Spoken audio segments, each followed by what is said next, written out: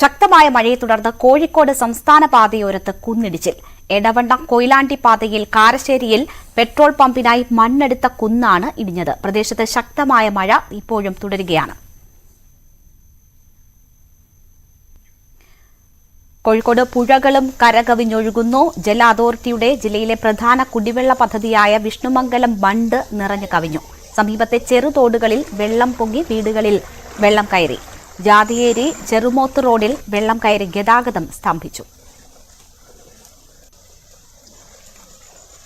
ജില്ലയുടെ കിഴക്കൻ മലയോരത്തും കനത്ത കാറ്റും മഴയും അനുഭവപ്പെടുന്നു. പലയിടങ്ങളിലും മരങ്ങൾ കടപുഴകി, മരങ്ങൾ വീണ് വൈദ്യുതി തൂണുകളും ലൈനുകളും തകർന്നു.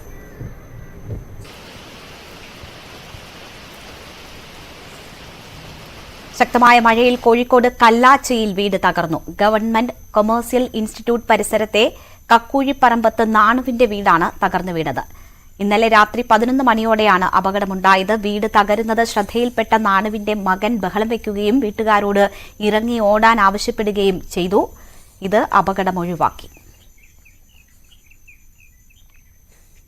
കണ്ണൂർ അഞ്ചരക്കണ്ടിയിൽ റോഡിലേക്ക് മതിൽ ഇടിഞ്ഞു വീണു. ജുമാ മസ്ജിദിന്റെ മതിലാണ് ഇടിഞ്ഞത്.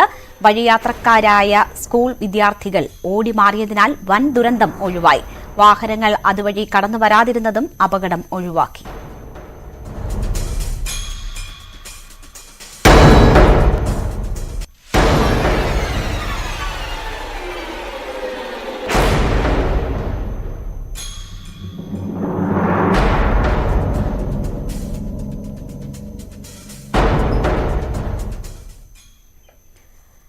മലപ്പുറത്ത് ശക്തമായ മഴയെ തുടർന്ന് മണ്ണിടിച്ചിലുണ്ടായി. ബൈക്ക് യാത്രികൻ രക്ഷപ്പെട്ടത് തലനാരിഴയ്ക്കാണ്. കൂട്ടിലങ്ങാടി കാടാമ്പുഴ റോഡിൽ പഴമണ്ണൂരാണ് റോഡിലേക്ക് മണ്ണിടിഞ്ഞു വീണത്. ഓടിക്കൊണ്ടിരുന്ന ബൈക്ക് യാത്രികന്റെ മുകളിലേക്ക് മണ്ണിടിഞ്ഞു വീണുവെങ്കിലും യാത്രക്കാരൻ അത്ഭുതകരമായി രക്ഷപ്പെട്ടു.